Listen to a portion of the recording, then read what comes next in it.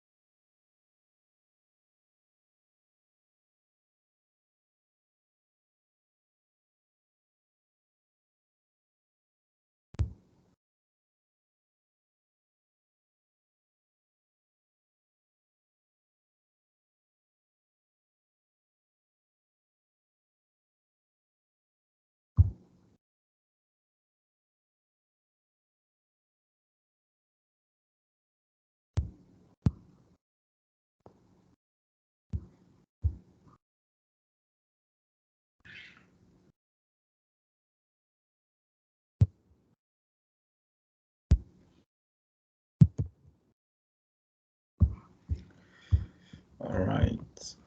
Seems that some other person will be joining shortly.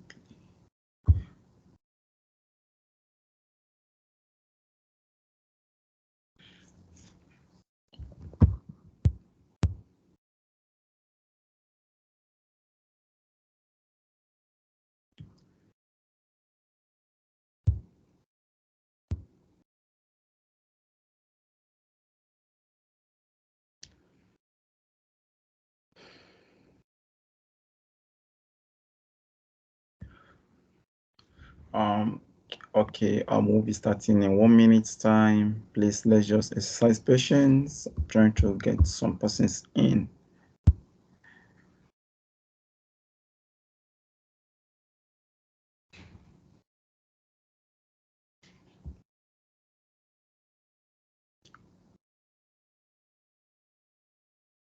All right. So good afternoon, Solomon, Ike, Miracle, and as well as Joseph. Good afternoon. Listen, I don't know if you can hear me. Please confirm that you can hear me. Good afternoon, everyone. Please confirm that you can hear me. Can you kindly unmute your mic and confirm? Yes, I can hear you. Oh, great. Joseph. All right. Good afternoon, Joseph. How are you doing today? I'm fine, sir. All right. Welcome, Ike. Good afternoon. You're trying to say something. Just say hello to the house.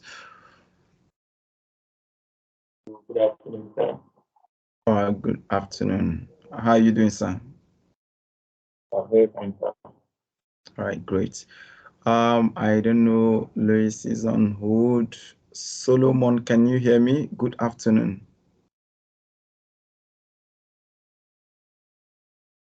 Hello, Solomon.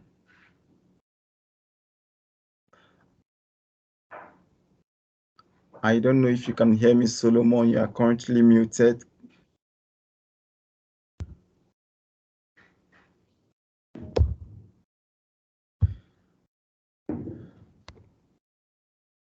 Hi, Solomon. You are on mute. All right. Miracle, good afternoon. Can you hear me? Hello, I can hear you. Good afternoon. How are you doing today? Good afternoon, sir. I'm very well, sir. All right. Great. Nice to hear your voice. Joe, Louis, good afternoon. Can you hear me?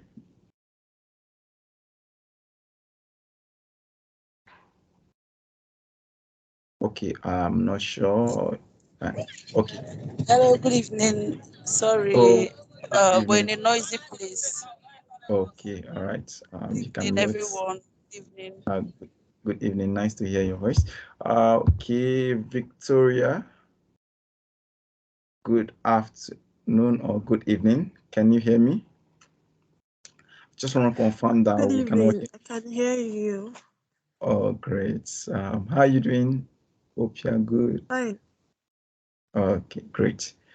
So, all right, we'll be kickstarting the session now while others join us as we proceed. For today's session, we'll be kickstarting with Excel. Recall that the form that we did fill to attend this training, we did indicate there that the bootcamp will be for Excel as well as Power BI, right? So, and we'll be kickstarting with Excel today as well as tomorrow. And if we can complete tomorrow, we'll try as much as we can to finalize that next week Saturday. While hopefully next week Sunday we'll kickstart with the two core Power BI, right? So I'll be handing over to my colleague and a friend of mine, Musin Hamid. He will be the one to take us through today's session.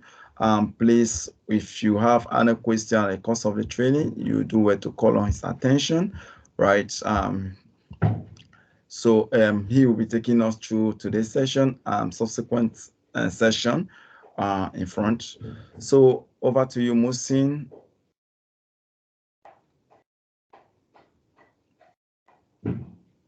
All right.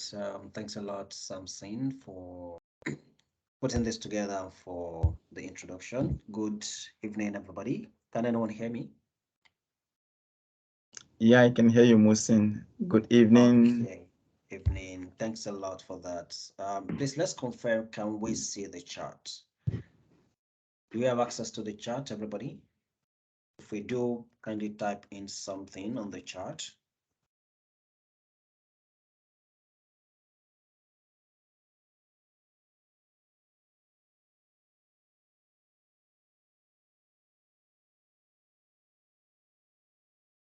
All right. Thank you, Joseph. Thank you, Luis. I hope I got that correctly. Thank you, IK. Okay. Okay, thank you, Victory. All right, excellent. So for some of the points that we might want to put forth to me, you might want to use the chart for that. And at the same time, if you observe that you dropped something on the chart and for some reasons you're not getting a response, or you're not getting answers to whatever you have put in on the chart, then you might want to just unmute yourself so you call my attention to it, so I don't skip that to go into something else. So I'll be sharing my screen in a moment. As soon as the screen is up, kindly do confirm that you can see the screen. Just a moment.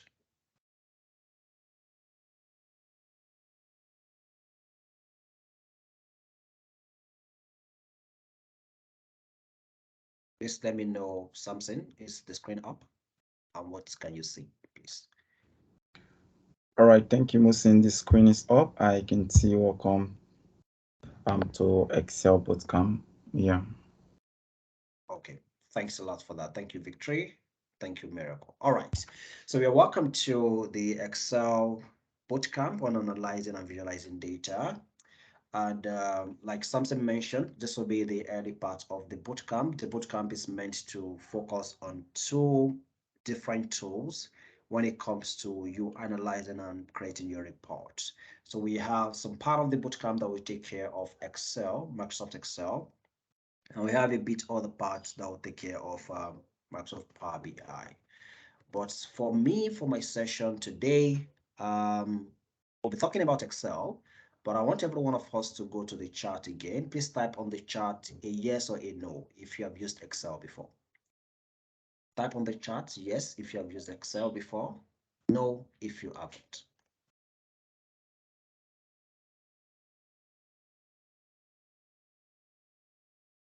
Okay, thank you, Joseph.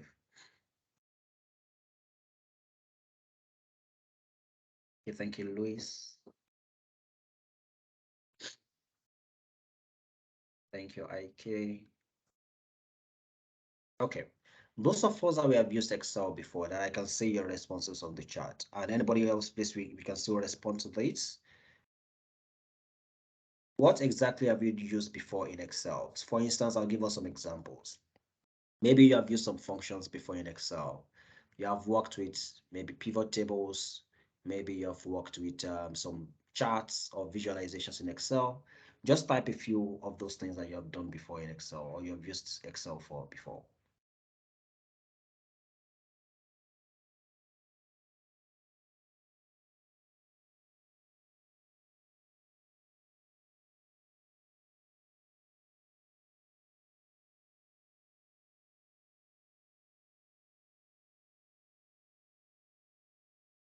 So let's quickly have those on the chart.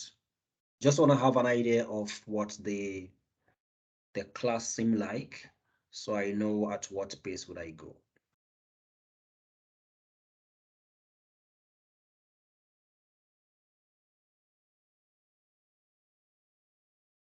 Okay, basic calculations, creating tables. Thank you, Luis. Data entry for Joseph. Okay, thank you, Joseph.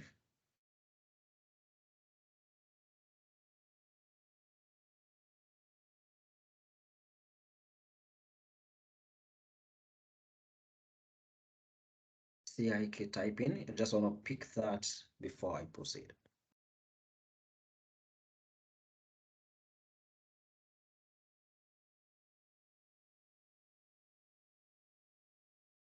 Normal Excel calculations and tables. Okay.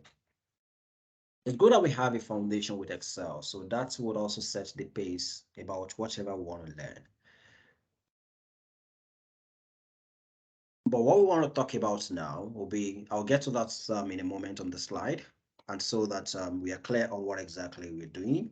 And so there are some principles to we attending this session. Punctuality is key. Please let's be punctual, very punctual in our from our next classes going forward. So this class starts at 4 p.m. Let's ensure that we are around earlier than 4 o'clock so that we can start the session at exactly 4 o'clock. Let's have one class. Let's have an open mind. We should mute your microphone, most especially if you observe that you are in an environment that's not so quiet. You may want to put your microphone on mute and let's ask questions. That's why we are here. So if I'm discussing something and you're not clear with it, do not hesitate to ask your questions, clarify things as much as you can so that you don't leave any gray areas unattended to. And let's regard ourselves. So this all are just so that we are able to have a well-coordinated atmosphere and get the best from the learnings today. This is our host, Samson. I'm sure we already do know Samson. So he is the host and the organizer for this. I'm just a facilitator. So Samson has invited me to facilitate a session today. So all thanks to Samson for putting this together. And I'm sure we all do have Samson's contact, so we can always reach out to him for whatever recommendations we have for this bootcamp. Your observations, everything will be welcomed by Samson, and I'm sure you'll be more than happy to implement whatever we have put forth to him as suggestions. This is myself. My name is Mohsen Hamid. I'm a business intelligence analyst, and I also train. So I am a Microsoft certified trainer. I train on a couple of data-related courses, Excel, Power BI, do some non-technical data-related courses as well and stuff. So on Twitter, LinkedIn, we can reach out, we can connect beyond this place. So let's go. What are we talking about today? We want to talk about business intelligence in Excel. The world has become the world or a world of data now. So many things are happening within the world, so many decisions have been made, and these decisions premise on data. These decisions are born out of data. But for us to, when we bring this down to the business world, we have an organization, for instance, or we have a company, or you're an entrepreneur and you gather some data within your business. What does it mean when you say that you are running business intelligence? And why should you do that? So when we have talked about the whys, then we want to get to know what the goals are. What are the benefits that this will bring to us when you use data within your business to make some decisions? And as well, want to know what the real value of BI is. And by BI, we're talking about business intelligence. So I might be using that acronym a couple of times more frequently. So I say BI, please know that that's what I mean is business intelligence. And we'll be talking about how to build a BI solution. What does it take to build a BI solution? And then we'll now be looking at you building a BI solution with Excel pivot table. So Excel has a powerful tool that is specifically for building BI solutions, and you can extend its functionality to a large extent. So those will be the things that we'll be looking at primarily, and so to go on into this. Why business intelligence? Excuse me.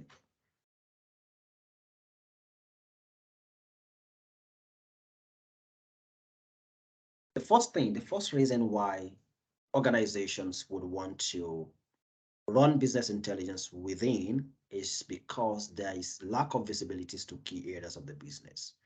I will try to be as quick as possible with this preamble. But this preamble, they are very much essential in the sense that it will make us understand why we are doing what. The way I encourage people to learn, most especially when you're learning something related to tech, is that don't just go on to learn the tools. Don't just go on to get a good grasp of the tool and then you begin to build things. You need to understand some whys. There's usually some background that needs to be laid.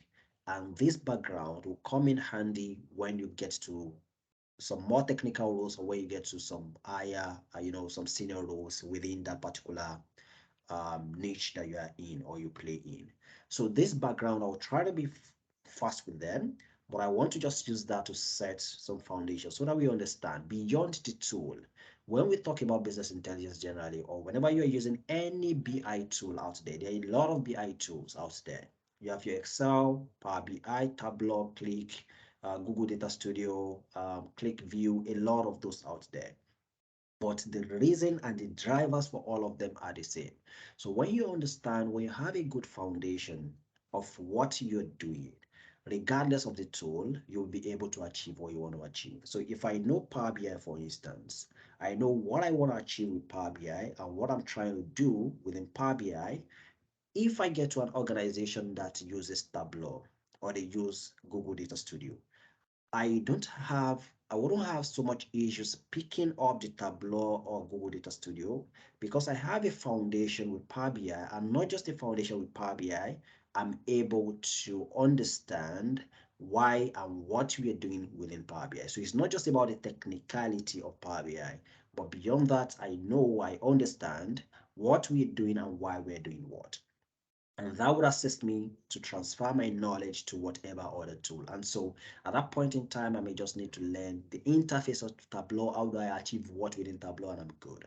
So when we talk about business intelligence, the reason why organizations would want to run business intelligence project is that one is there is lack of visibility to key areas of the business. And what this means is that a couple of times the business know that they are making revenue, but they are not sure where their revenue is coming from. So let's assume that we run a banking business, for instance. This is just an example. Let's say we are the owners of Standard Group. In the Standard Group, they have a lot of businesses. So they have the Standard Bank, they have the Standard Stambic Asset Management, they have the Stambic Pensions, they have a lot of businesses. At the level of the Standard Group or the Standard Bank Group, at that level, which is the peak, they will know that they are making revenue, but it may not be clear to them where the revenue is coming from. Is the revenue coming from our pensions, or is it coming from asset management, or is it the banking business that is giving us this lot of revenue? They may not be sure. So when they run business intelligence project, it allows them visibility to those areas of the business. So they are sure what is happening within the business, which product line is giving us revenue, which product line do we need to shut down, which sales manager is performing, which one is not performing, which one do we need to sack. It provides visibility in this regard. The second reason why I want to run business intelligence project is that we need insights to historical patterns within the data. Excuse me. When we say that, when we talk about data within the organization, data can be of two kinds. It's either you're talking about the past data or you're talking about future data. And by past data, we mean that data gathered from what has happened in the past. So on the 2nd of January 2022, we made a sales of 5,000 naira that came from Solomon, and he bought bread. He paid to Samson. We have all of these details captured on our transaction table. That is something that has happened in the past. So we have, that's a kind of data. The other kind of data is what is called the future data. This data is not about something that has happened. It is just we projecting into the future to say that this is likely going to happen. And that would still premise on what has happened in the past. So when we look at the trend, we'll be able to do what is called forecasting to say that it is possible that this thing happens in the future. So that is what is called the future data. So the past data is now what is called your historicals. So when you are in the business space, and they say that we don't have historicals, it means that they have not been taking records of their data. They don't have past data within the business. So the other reason why you want to run business intelligence project is that you need insights to historical patterns. You need insight about what the pattern has been within the business. Do we have a trend observable within our business to say that maybe usually in December our sales go up, or usually in the mid-year we have less patronage from our customers? All of these are patterns that can come from our historicals. The third reason why you're running business intelligence is you need access to data quickly and efficiently. Your data might be sitting somewhere, but many times you don't have access to those data quickly. You want to make some decisions, but it's proving difficult to make those decisions because your data is not accessible at a point in time. So your business intelligence solutions will make your data accessible, and you can get to whatever you need from the data almost quickly and easily. You want to do some predictive analytics. Predictive analytics is about your forecasting. You want to predict what will happen in the future, and that will be based off what you currently have at the moment or what you have seen in the past. So this prediction can be run only when you do business intelligence, when you run business intelligence project within your organization. And we have, you want to be able to integrate multiple application and data sources. Imagine that in the organization, we have some enterprise resource planning systems, they call them ERP, or you have your CRM, which is the customer relationship management systems. Those systems are usually used to administer business processes. So you have a system that you use to relate with your client based on what your client wants from you. These systems will be generating some data. You want to be able to analyze them. But while you analyze those systems, you remember that the details of a transaction is sitting with the finance team on an Excel workbook. Now we have identified two systems. There is a system that manages your customers, which is your CRM, and there is a system that records a transaction, which is sitting with the finance team on an Excel workbook. We need to be able to report on these two systems because our customers that we are managing with CRM, they are the same customers that are bringing in our revenue. So we want to see which customer is bringing in what revenue. So we want to be able to integrate these two systems so that we can build a single report on top of all of these systems. And that is one of the reasons why you need a business intelligence, you need to run business intelligence project. So quickly, what is the goal of BI? We have understood why we should run BI. So then what is the goal? The reason or the goal of BI, there are just three. Number one, we want to know in the business what is working. And by what is working, what we want to know is by we investing in our staff, what's the output like? By we recruiting or expanding our staff strength, what is the output like? Our addition of new product lines, did that impact our revenue? You just want to know what is working so that you know what decision to make going forward. The second thing is that you want to know what is not working. When you know what is working, you know where to intensify your efforts on. And when you know what is not working, you are able to filter out what you shouldn't give attention to. So it just makes you see the business at an eye level to say that this is what is working. Guys, let's do more of this. This one is not working, then let's just close our eyes to it, and probably we close that out. And the last thing is, what should we focus on? Because as soon as we are able to identify what is working and we are able to identify what is not working, then we would be able to substantiate what we should focus on. It's very clear. So that way we know that, okay, Samson, you need to do this more because this is actually working. So you need to focus more on this.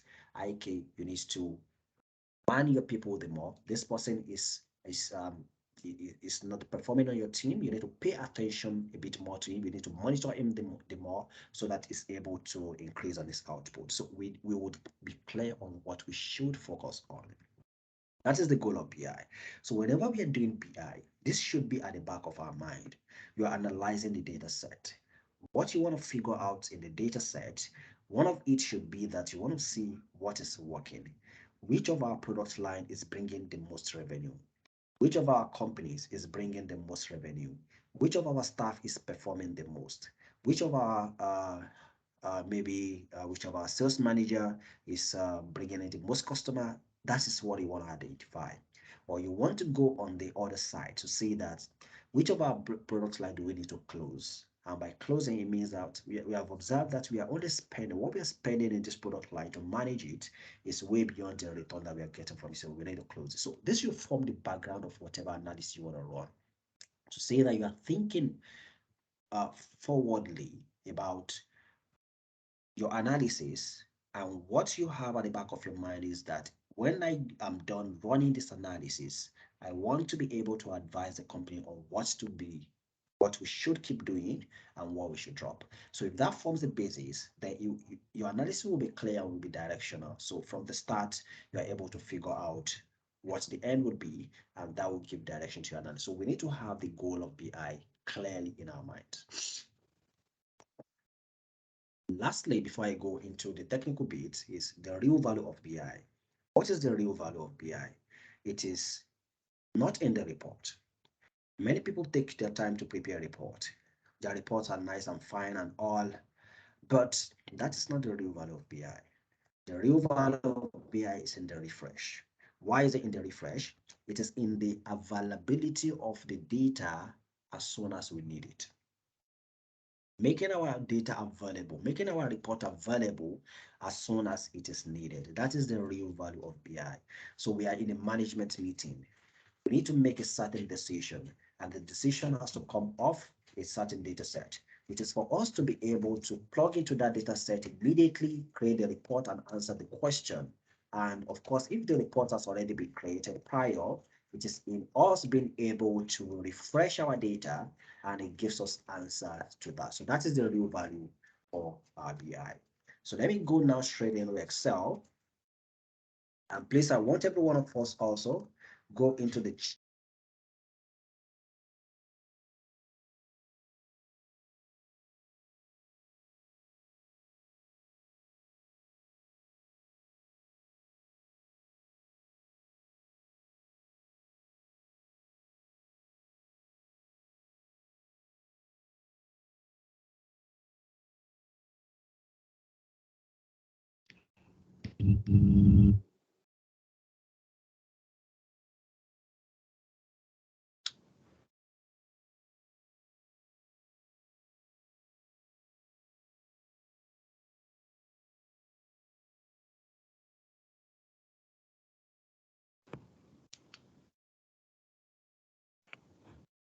Hello, just a minute. I will try to reach out to Musin to see how he comes back to complete the session. Just a minute, please.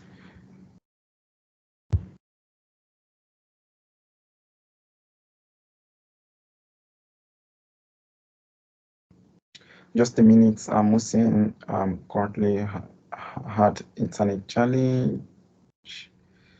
Trying to reach out to him. Just a minute.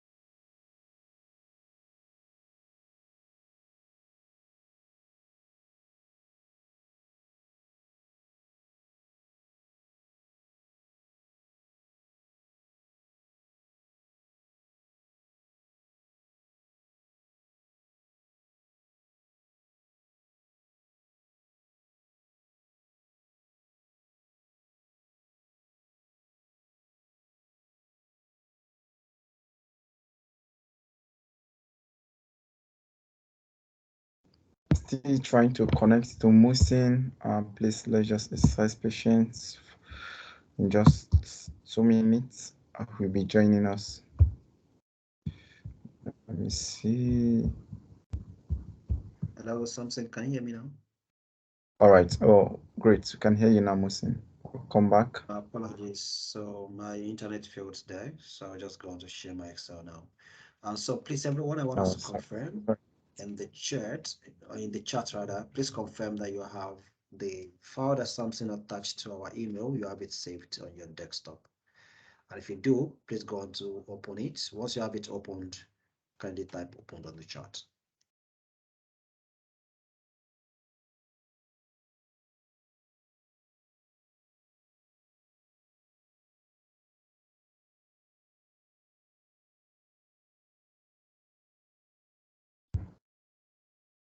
I hope everyone can still hear me. Yes, please, I can hear you. I don't know Okay. for others. Please confirm if you can hear Musin. Yes, let's confirm, and as well, if you can hear me, please confirm that first. I see David's video is up. David, can you hear me? I can hear you. Okay, thanks a lot for that. So please let's confirm on the chat as soon as you have the Excel file opened.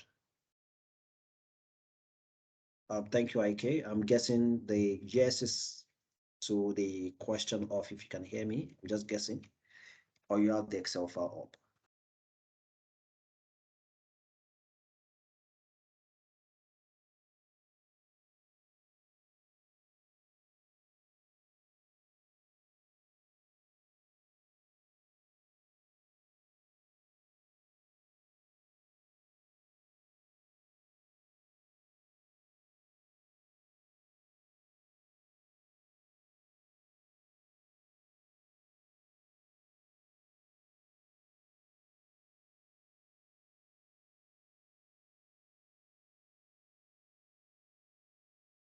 Thank you, David, for the feedback. Please let's confirm once we have the Excel workbook opened.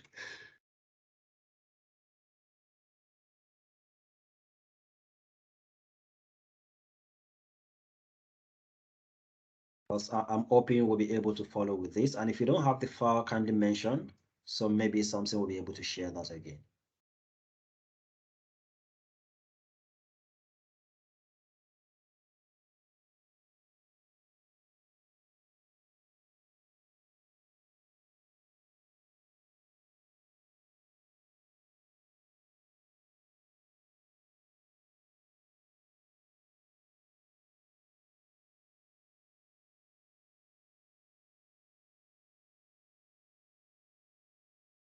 All right, thank you, IK. Who else, please? David, I say Joseph, Emmanuel, Solomon. All right, we do. Okay, great. So I'll proceed now. Samson, please confirm you can see my Excel workbook.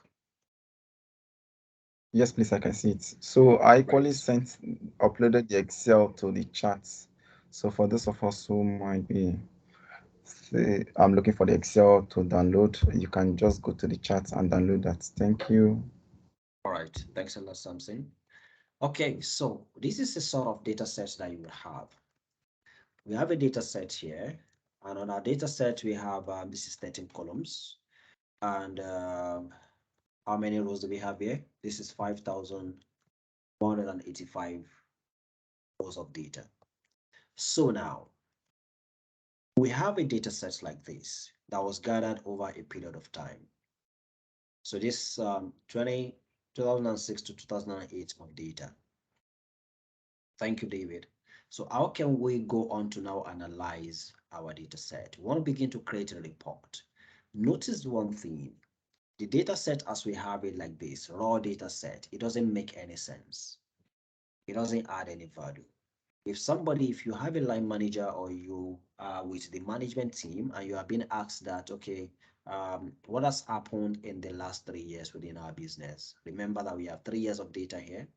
What has happened in the last 3 years? You have nothing to tell them. You wouldn't tell them that we made 5 million naira. Where's the 5 million naira coming from?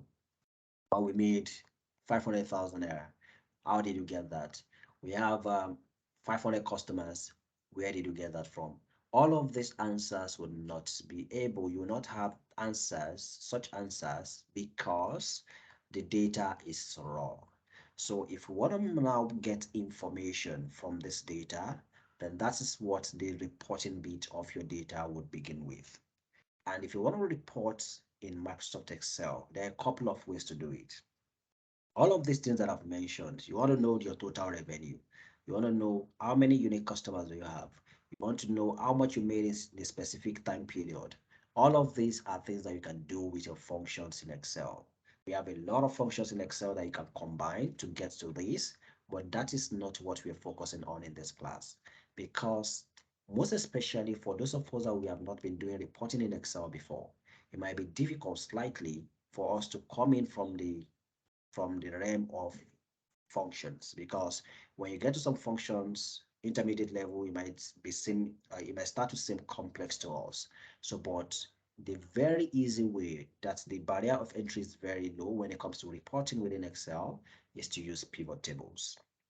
So pivot tables is a powerful tool which is very easy to learn if you pay attention to what you are meant to pay attention to.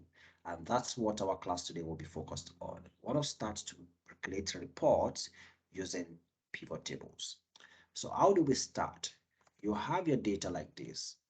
Of course, your data has to be structured in a way. Maybe hopefully some of the sessions that you have later on would speak to that. And your data is clean. Your data is clean. So there are certain things you need to look at when we say that your data is clean or not. Hopefully you have some sessions to address some of those. This our data is clean, neat, transformed. How do we begin? We want to insert a pivot table. When you look at the top of your screen, we have what is called the tabs. These are the tabs. We have the home tab, we have the insert tab, we have the draw tab, we have the page layout. We may not have all of these tabs. So my ribbon has been customized in a way. So some of us may not have developer, may not have power pivot and some other thing, but that's very fine. But all of us will have home and we will have insert. So if you want to work with a pivot table, the very first thing you do is to come to the insert tab. You come to the insert tab, you can follow with this. Go to the insert tab. Before you go to the insert tab, click anywhere within your table first. Click anywhere within your table, then go to the insert tab. At the far left of the insert tab, you'll see pivot table. So if you click on it, you'll get a dialog box. So this dialog box here has some information for us. The first information it has for us is you want to insert a pivot table. Where is your raw data? So now it has figured out that my raw data is table 1. The reason it was able to do this was because my data has been formatted as a table, and so the table name is table 1. So if I want to confirm that, I'll cancel, then I'll click anywhere within my data. On the tabs, I would say table design. Then I will go to my far left, and you see that the table name is table 1. So if I change this name to Excel class, I've changed my table name to Excel class. Then I go back to insert. I go to pivot table. Notice now that my table or range is now saying Excel class, which means that is the name of my table. So depending on what the name of your table is, that is what you will see here. But if you do not have your table, if you do not have your data formatted as a table, what you would have is you would have something like A1 to J3000 or something. That is what you would have. So which means the bound for your entire data. Okay, but now that we have our table named as Excel class, that's our table, so we are good. Then we have an option below. Choose where you want the pivot table to be placed. Do you want to put your pivot table on a new worksheet or an existing worksheet? Always put Sorry, your, yes, something. sorry, Musin. I don't know if I'm the only one. I can't see the little dialog box that you're talking about. I don't know if I'm the only one that's having that challenge. Okay. And somebody else confirm we can't see this dialog box here. Okay. Yes, yes, I know why. I shared the window. I didn't share the full screen. That's why. So Okay. I'll share the So full screen. probably you need to That's why. go right.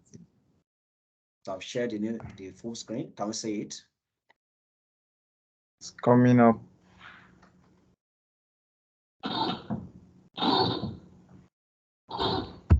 Is it up now, Samson? The little dialog box, I can't see it No. yet. Can you see the Excel?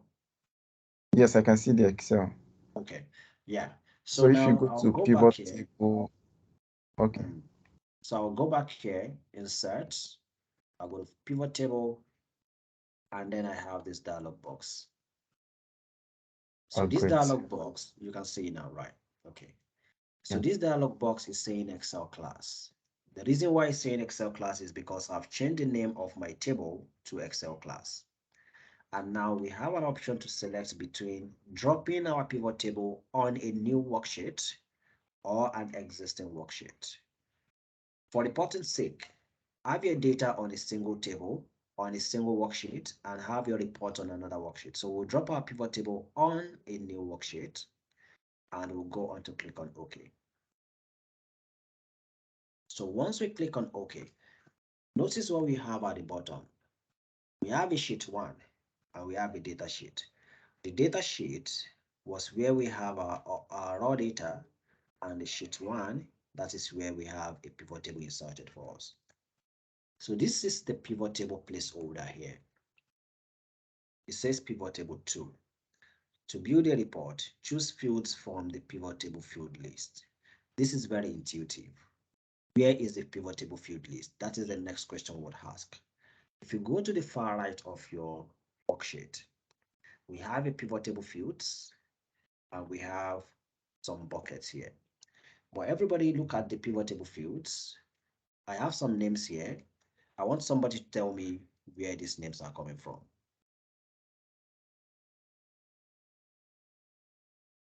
Where are the names coming from?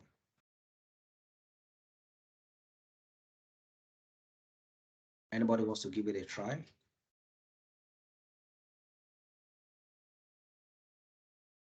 The names that I have under the pivot table fields. Yes, Joseph, you want to say something?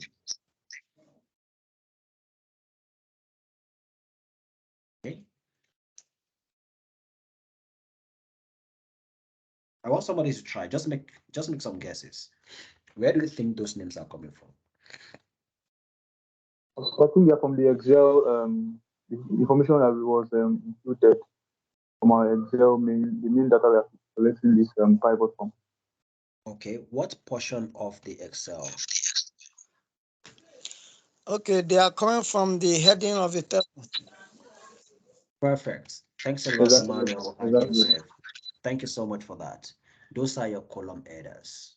So your column headers are what your pivot table has pulled out, and then we have it on your pivot table fields. So if you come back here now, I want to quickly explain something to us here, where we have these buckets. I call them buckets, filters, columns, rows, values. How do you decide, or what would inform you of what to place where? When we talk about data generally, there are two kinds of data. We have categorical data and we have quantitative data. Quantitative and categorical. When we say something is quantitative, it means it has numbers. That's the literal meaning. It has numbers. And when we say something is categorical, it means it doesn't have numbers. So to just put it straight, but in a more technical term, when we say quantitative data, they add your portion of the data set that you can perform aggregations on. And by aggregations, what we mean is that you can perform a summation of those values. You can do an average of the values. You can do a maximum, a minimum. All those calculations, you can perform them on that column. So that column is a quantitative column. Your categorical column, they are columns that you cannot quote, put it in quote, you cannot perform calculations on. They are meant to explain your quantity.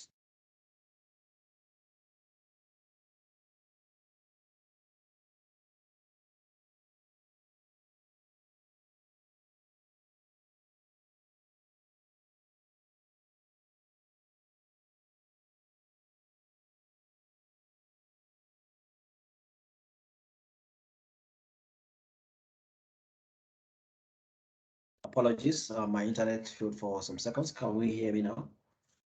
I'm practically switching between two internet sources now. Can we hear me? Yes, Yes, yes. please.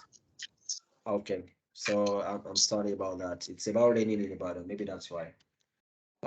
So quantity.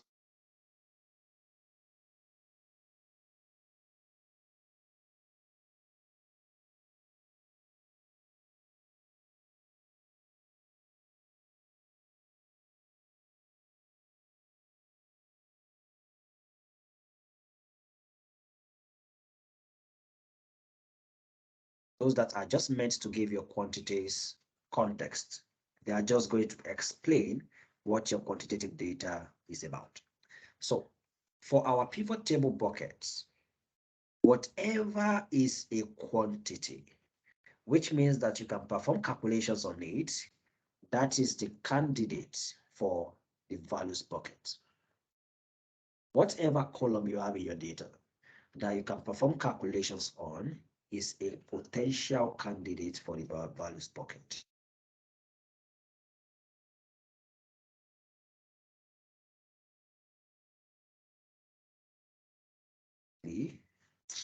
Why is the internet doing this way? So what you can put there potentially, they are the things that are not quantitative, which means the categorical portion of your data.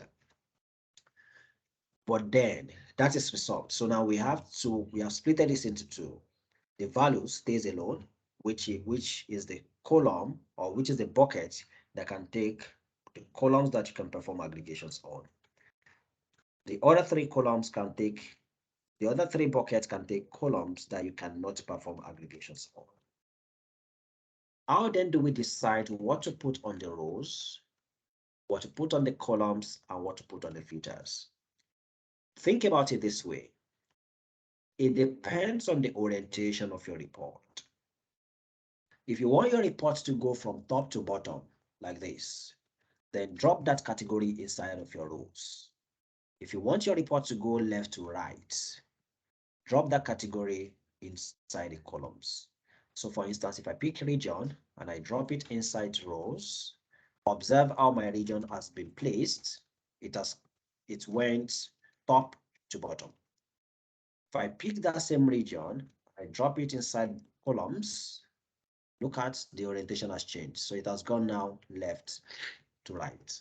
So it has to do with orientation. You have the horizontal and the vertical. If you want it to go vertical, top to bottom, drop it inside rows. If you want it to go horizontal, left to right, drop it inside columns. Whatever you put on the filters, they are things that you can use to apply filters to your report, but they don't necessarily would be on your report. You will not see them on your pivot table. You just see them somewhere at the top, but you can use them to apply filters to your report. So let's see what we can build in 30 minutes. So I'll go back here. So now that we have sorted out what to place where, so we'll go straight into this. I want to create a report of our region by our revenue. So I'll pick my region, I'll drop it on the rows, and I'll go on to pick my revenue, and I'll drop it on the follows, on the values. Notice that I dragged and drop. You may not need to drag and drop. You can come here to check the box. If I just check this box, Excel is intelligent enough to know where this is meant to go to. So you need to drop it inside of the values for me. and I have a quick report that says this is my region and this is the sum of revenue. Second thing, whenever we are creating pivot tables, our whatever we drop on the rows would have this default header, row labels. You can change it. But when you want to change it, the name that you give to it must not be exactly the name that you have on your column. So if I want to change this name to region now, it must not be typed exactly this way. Otherwise, it will throw an error. So if I come here, I type region, I hit enter, it worked fine. So, but apparently, it seemed like this region is typed exactly like this, but they most likely are not the same. So if I come here to data and I come here to region, I try to expand this and let me zoom into this.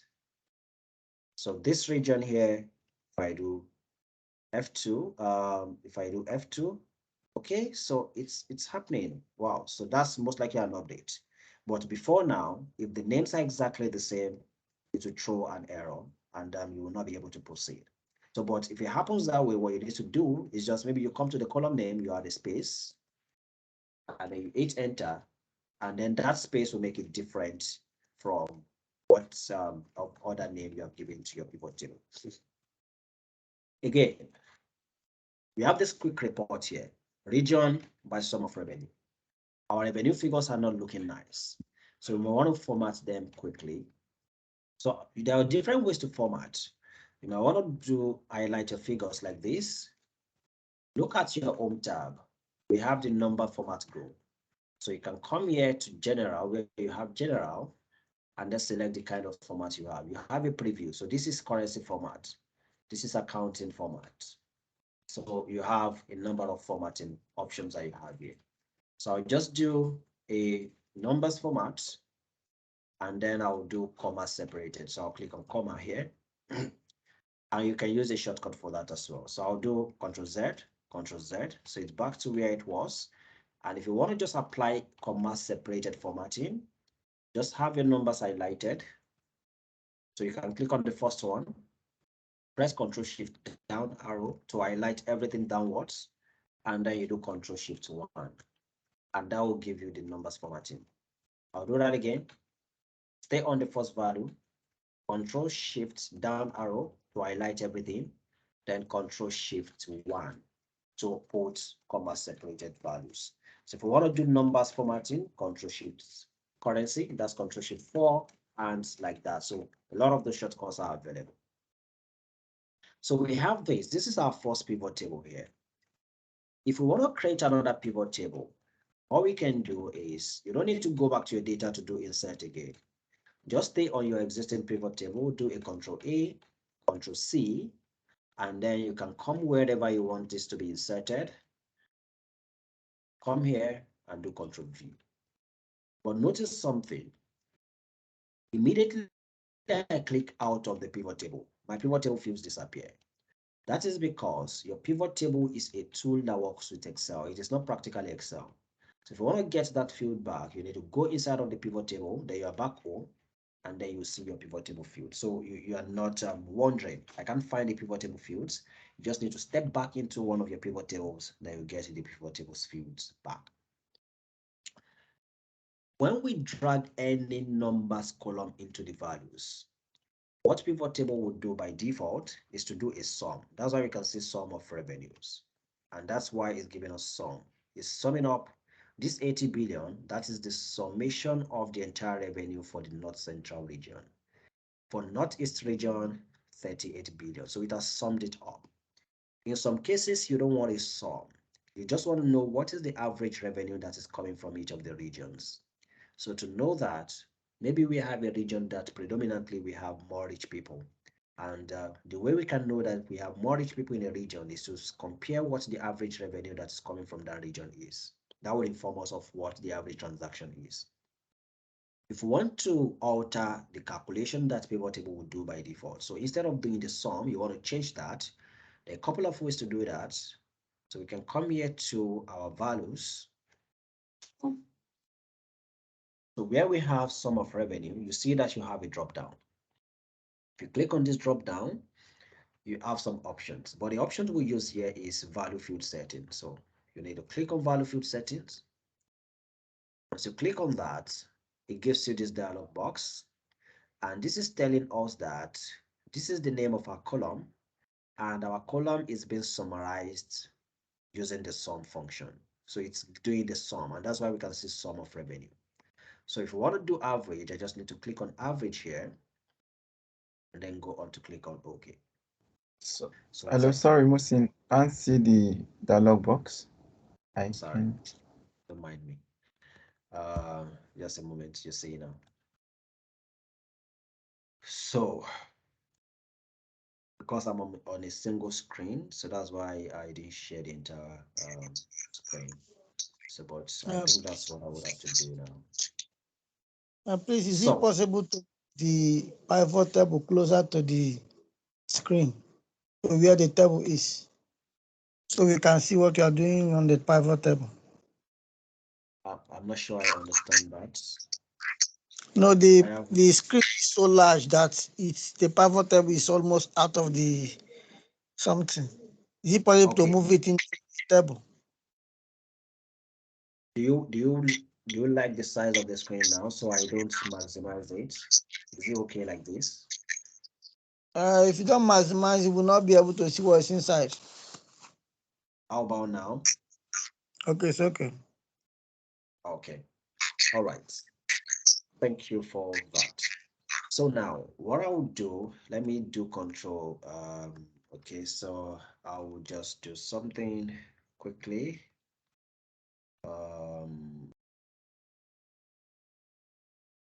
All right, this is what we have. We have our this total amount from each of the regions. So if we want to alter the calculation so that this is not doing summation of our values, we want to change that to an average. What we can do is to come to the values here at the bottom left inside of our values bucket. Here we can see sum of revenue. You'll notice that there is a drop down there. Click on the drop down and you have value field settings. So if you click on value field settings, you get this dialog box. And this dialog box is telling us that our calculation is being done on a sum. So it's using the sum function to do our calculation now. So we might want to change that to average. So I just click on average. I just click on average and I'll do OK. Once I do OK, my calculation now will change to average. So now this is telling us that for North Central, the average revenue is 55 million. And for Northwest, the average revenue is 58 million. So this might mean that we have more rich people in the Northwest region because the average transaction from any individual within the Northwest region amounts to 58 million. So it's a clear indication that probably we have more rich people in that region. So this is on the basic level. Let's create another pivot table quickly. So do Control A, Control C, and then I can just scroll this downwards and I put this here. So but for this one, I want to do a time-based calculation. So I want to look at our expenditure. I want to look at it by, let's say I want to look at it by the month. I want somebody to tell me, where can I find the month? Which column can give me the month?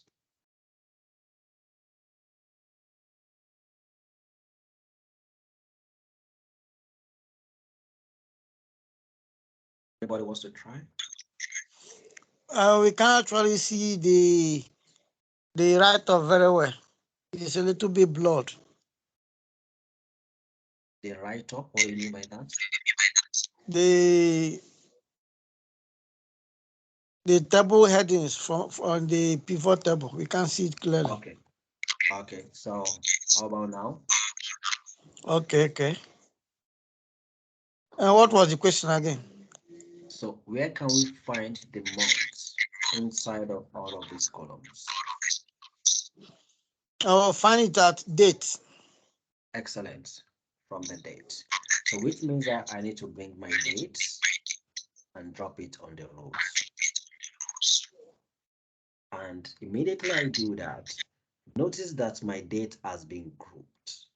So I have 2006, which means that if I click on this drop down, on this, if I expand it, I can go to the level of the quarters, which is reasonable. We have 4 quarters in the year. If I click on quarter one, I can go to the level of the month. But this may not be the case with all Excel because I'm using a more recent version of Excel. This is Excel, I think I'm on Excel 2022 November version. That's why I have this. If you're using Excel that is probably 2016 downwards, which means 20 earlier than 2016 or 2016, you may not have your date grouped like this. What you possibly would have is something like this. So you have individual dates populated for you. This is something you may have. If you encounter this challenge and you only want to report at the month level, you don't want to report at the day level. If I drag my expenditure onto the values now, you notice that it is giving me the aggregated transaction on the day level. So this is all January 2006. It has got into February 2006. That may not be what you want to look at. You may want to see this report at the month level. So how do we go on to do that? So what we can do is you stay on any of the cells that has your month, do a right click, and you'll see an option to group. So if you click on this group, you get this dialog box, and this is telling you how do you want to group your dates. So look at this for the moment. We have our dates at the month level, at the day level. How do you want to group it? You want to group it at the month level. So you just select your month, select the month, and then go on to click on OK. Once I click on OK, observe what happens to this date. So everything has now been aggregated at the month level. So I only now have January to December and the aggregated values for all of those months. But sometimes this may not be the best thing to do because now this January that you can look at here, that you can see here, this January is for 3 years. So this January is January 2006, 07, and 08. This is February 06, 07, and 08. How did I get to know this? Because I understand that from my data set, we have 3 years. So which means that we'll have 3 Januaries on my data set. I will have 3 Decembers on my data set. If my data set is complete. So you may want to put the years so that whoever is looking at January, they are able to be sure, they are sure that they are looking at a January for a specific year. So you need to go back, do a right click, come back to group. And when we get to group, so instead of grouping by the month alone, you want to now group by the month and as well want to group by the year. So you just select the year alongside. So now we have two things selected. We are grouping by months and we are grouping by years. So I'll click on OK. And now we have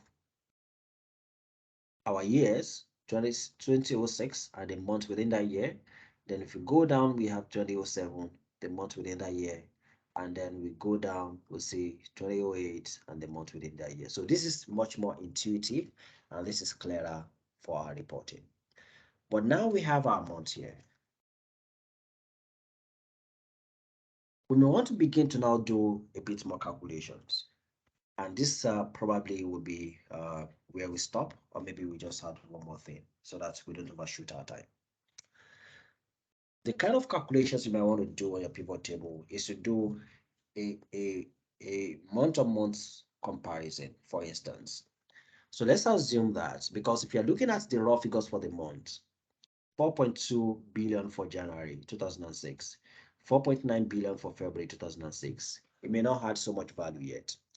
It may be interesting for us to know how much did our revenue grow from January to February, February to March, March to April, April to May, and like that. How much did our revenue grow? That might be something you want to know. And for us to do that calculation, we'll need this expenditure column. So what I can do is a couple of ways to do that too, but let's do this first. So if we want to use this column for a calculation, what we need to do is to do a right click. And when we do a right click on our values, you get an option to show values as.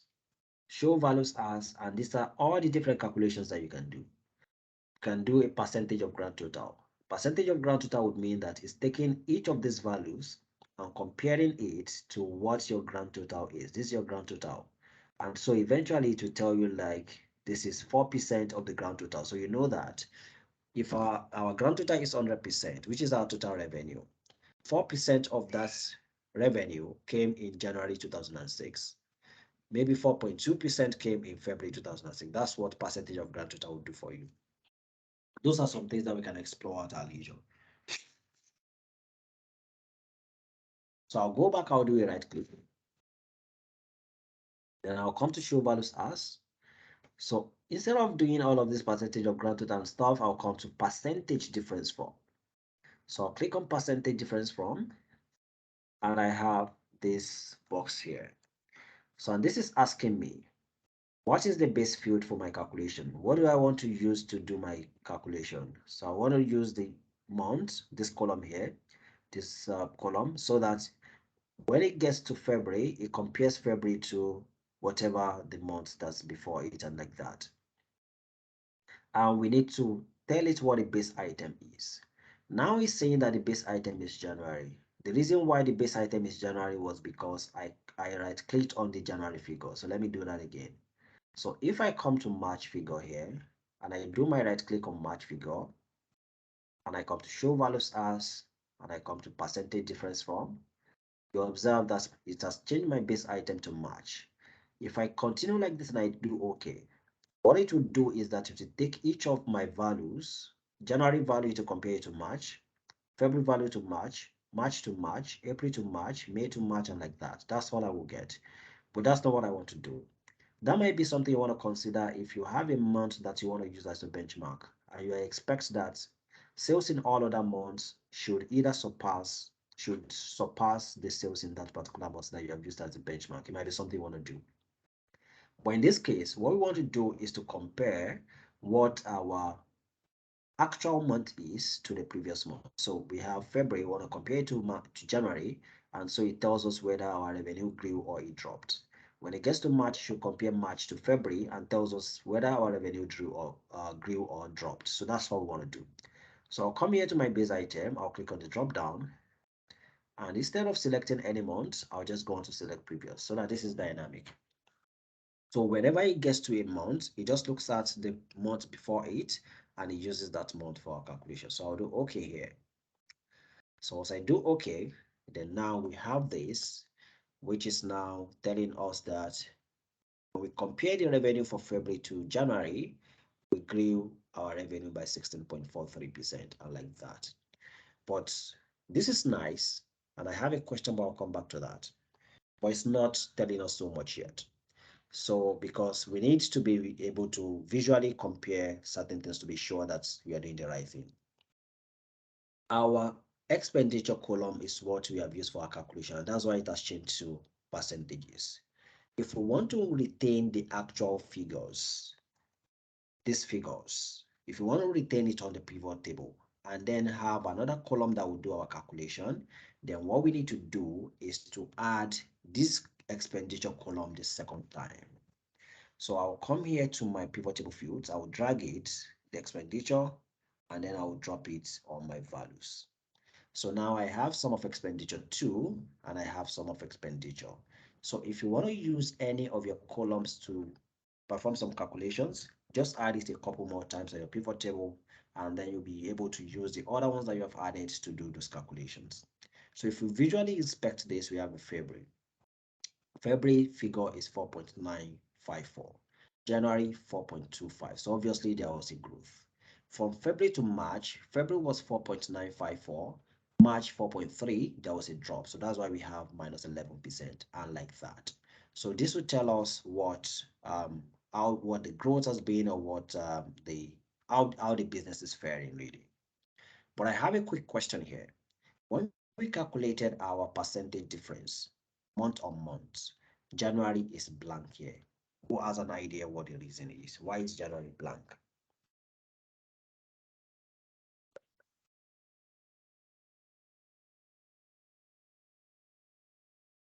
Who has an idea why is January blank? Why is blank is because not compared to It's not doing what? not compared. Please, could you be a bit more audible?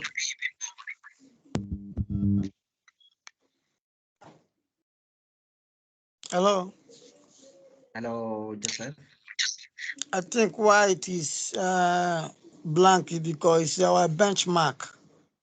It's like the beginning, like 0 point, where we grew the rest Okay. of the. It's like our benchmark where we took our starting point to check the growth of the expenditure. Okay. Thank you for that. Anybody else? Anyone else wants to try? I'm not sure who spoke before Joseph, and I didn't get the person's submission clearly. If the person would want to come up again. What do we think? Just give a guess. You're looking at the data set here. January for all of the years is blank. January is blank. It's blank. So why is it blank?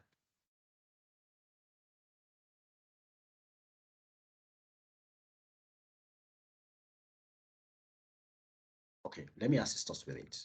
So what this is doing is a month-on-month comparison. And whenever we are on January, there was no previous month for January because the month would roll over once it enters the new year. So the January is usually the first month. And because it is the first month, there was no month before it to be compared to.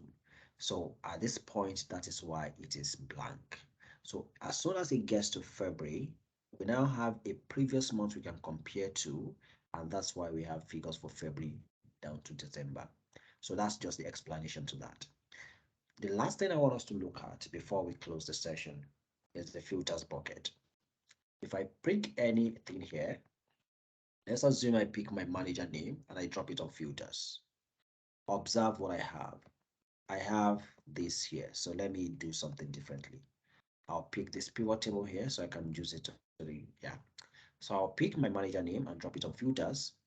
And you'll see immediately that there is now something else at the top which says manager name and all. If I click on this drop down here,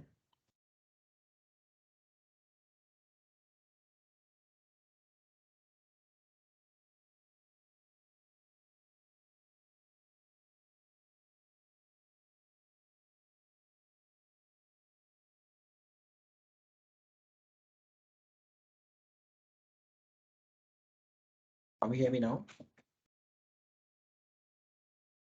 Yes, yes.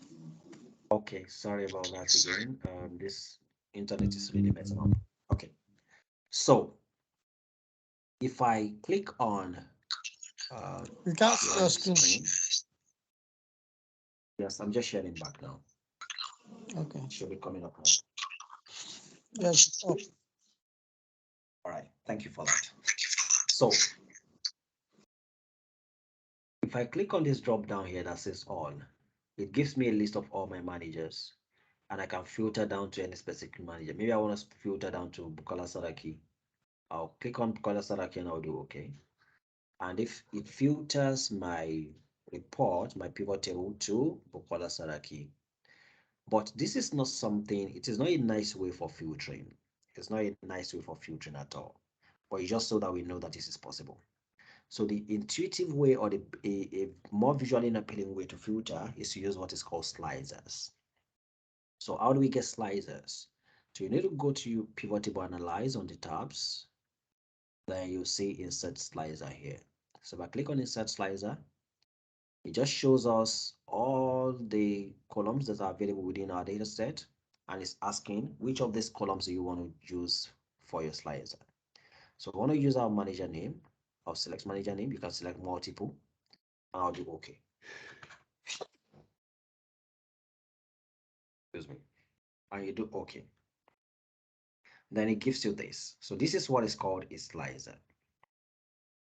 And what this would do for you, excuse me. So what this would do for you is to have a more visually appealing way to filter your report. So if I come here and I select Abdullahi Adamu, it filters my reports to Abdullahi Adamu. If I come here to Adamu Muazu, it filters it, and people would know, whoever is consuming your report just sees at a glance what has been selected and what the filter is. But if you notice at the moment, this filter is only working on this pivot table. It's not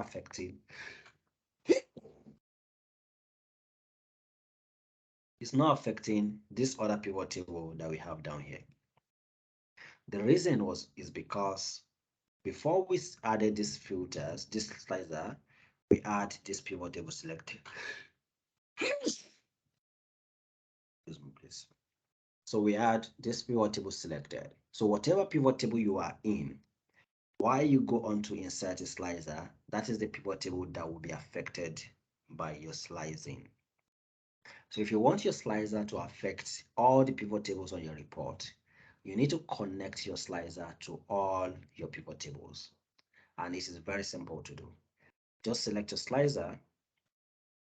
On the tabs, you see slicer tab. Click on that. Then at the far left, you see report connections. Click on that. And now on your report connection, you notice that it tells us that we have two pivot tables, but it is only one pivot table that is checked, which means that it is only one pivot table that your slicer is connected to.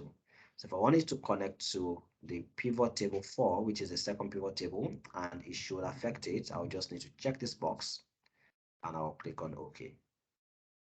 And now, if I come here now, let me do something quickly. So I'll just bring this pivot table, this one, I want to cut it and paste it here so that we can see it side by side what is happening, and I'll close this one. So at this time, if I select anything on my slicer, I expect it to affect these two pivot tables. So if I select Abdullah Adamu, put an eye on these values, you'll see that the values are changing. Adamu, if I select Ahmed Matkafi, if I scroll down and I select Kolasaraki, I like that. So it's now filtering everything on my report. And what this is showing us now is whatever figure we can see now are the figures that are attributed to Bukola Saraki. So not the entire thing anymore. So if you want to see everything, you just come to the top right of your slicer, clear filters, and everything is cleared, and you see the entire figures again. So I think it's a good place to end the class for today. If you have questions in the next 4 or 5 minutes, we can ask our questions. What to you, Samson? All right. Thank you, Musin. That was a great session. I don't know if any of us have question, area of clarification. Please, can you just unmute your mic and ask the question?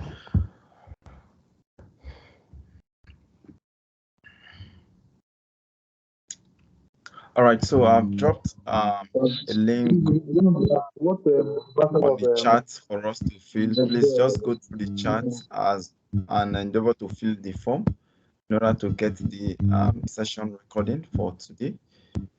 Try as much as you can to fill that. Sorry, someone is trying to say something. Yes, I have. Yes, I was asking the kind of version of Excel that he's using, because I'm not able to find some of the tabs about, like the slicer now. What version of Excel? So you can follow appropriately. Okay, Session. okay, so for my version of Excel, so let me just confirm again, but I know I should be using November 2022. And this is Office 365. So if you want to confirm too, what you can do is you go to File and you come to Account. So if you come to Account, this is the product that I'm using, Microsoft 365 Apps for Enterprise. And you see the version here. Okay, this is 2210, which is October 2022. So I'm not even updated. I don't have the November version yet, which probably is not even out yet. So this is October 2022. So this is how you can confirm the version of your Excel. You see the product. So if it's the standalone product, you see it here. Maybe Excel 2016, Excel 2019 or something, you see it here if it's a standalone product. But if it is a paid version of Excel or Office, you see the product here, maybe Microsoft 365 apps for enterprise or apps for business. You see the products kind, and then you can come down here to look at the version. So the first two digits is the year, the next two digits is the month. I don't know if I answered that, Emmanuel. Oh, yes, sir. Thank you very much. You're welcome. David, you had a question. Yes, I so much appreciate. I'm sorry, David, I can't hear you. Okay, I so much appreciate your tutorials this evening. Can you hear me now, sir? Yes, I Hello? can hear you now.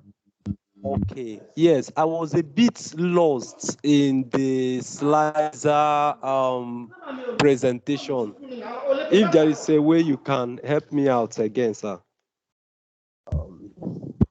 Please, sir.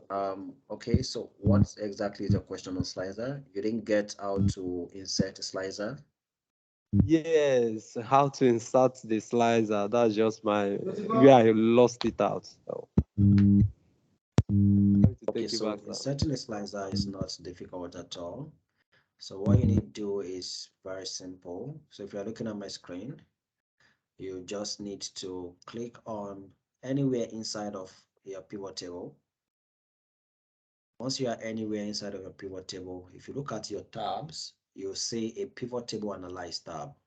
Depending on your version of Excel, you might see just analyze.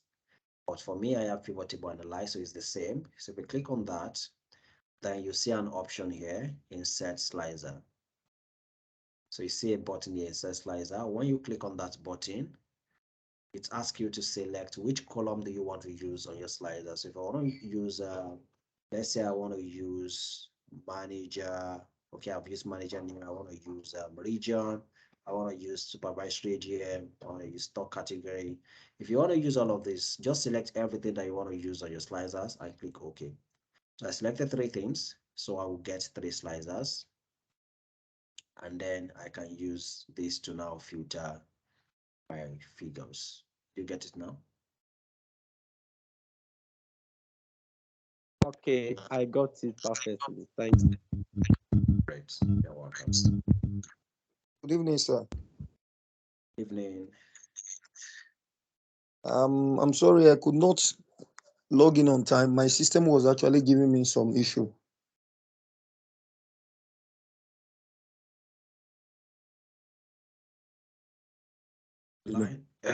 The line is breaking. Okay. Can you hear me, sir? Israel. Yes, I can hear you now, Israel. Yeah. I would say that I messed up totally because I was trying to log in with my system, but it was not. The system was not accepting some information. So before I decided to use my phone. So please, sir, how do I get the whole recording for today's class? Okay, so Hello? I think something already addressed that. So you want to speak to that again? All right. Okay. Thank you, Musin. So I have dropped a form for us to click, a link for us to click and fill out those details in order to get the session recording.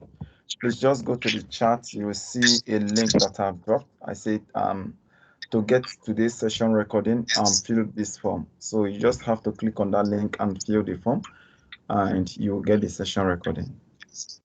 Oh, thank you, sir. Sorry for the internet challenge that you faced.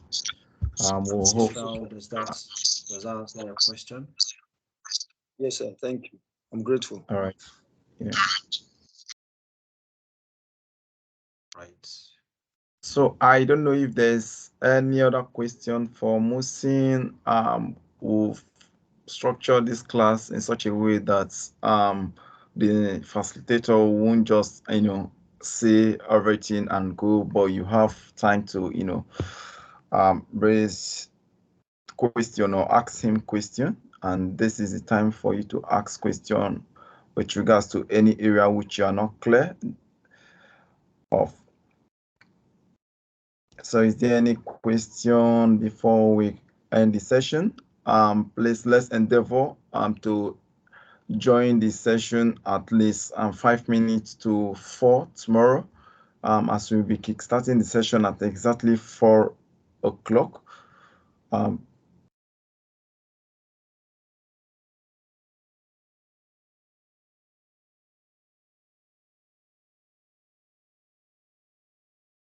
So if there's any area of concern, please can you just signify by raising your hand or unmute your mic and ask Musin. He's still on the call. I guess he will still be on the call next 3 minutes.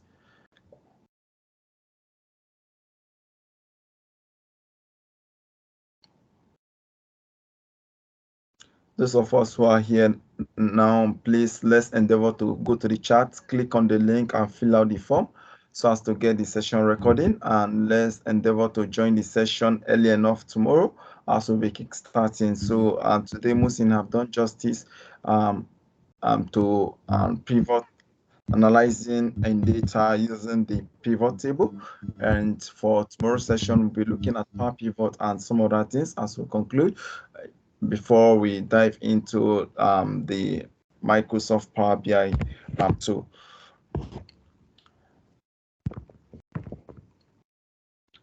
So once you are done, you can just signify by raising up your hand using the when you go to the reaction icon, you see raise hand. You can just signify by raising up your hand virtually, and so that we know those who are done before we call it a day.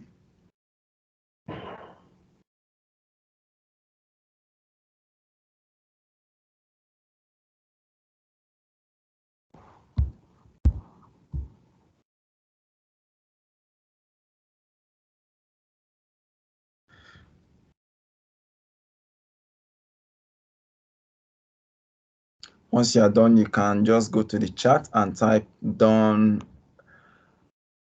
Once you're done, you can go to the chat and type done. You mean once we are feed the form, we can go to the Yes. chat and Yeah, okay. just to indicate so that we know those who have complied with that.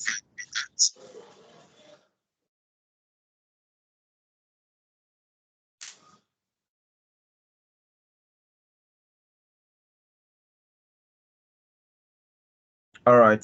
Sorry for that. That means you need to go through the session recording, and as such, please go to the chat. You see, okay, you are currently on the chat. Above you will see a link which I've posted. Please just go there and click on it. Fill out the form so that you can receive the session recording for today. In the absence of any question for Musin, we'll be calling it a day in the next 1 minute. Thank you, Musin. Thank you, Musin. That was a great one. Really appreciate. Thank you so much for your time and effort.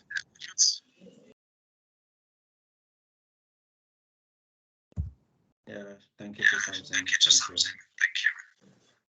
All right. We'll look forward to seeing you in subsequent session. Thank you everyone for joining the session today. We do propose closing by 6, but we'll program in this way so that we can have time to deal with a number of things as time or as the session proceeds. I know that we'll have enough questions to ask, and before the end of this whole training, I believe that we'll be good using 2. All right, I'll be ending the session now in the absence of any question for Mohsin. I want to say thank you everything at exactly 4 p.m. tomorrow. Bye for now.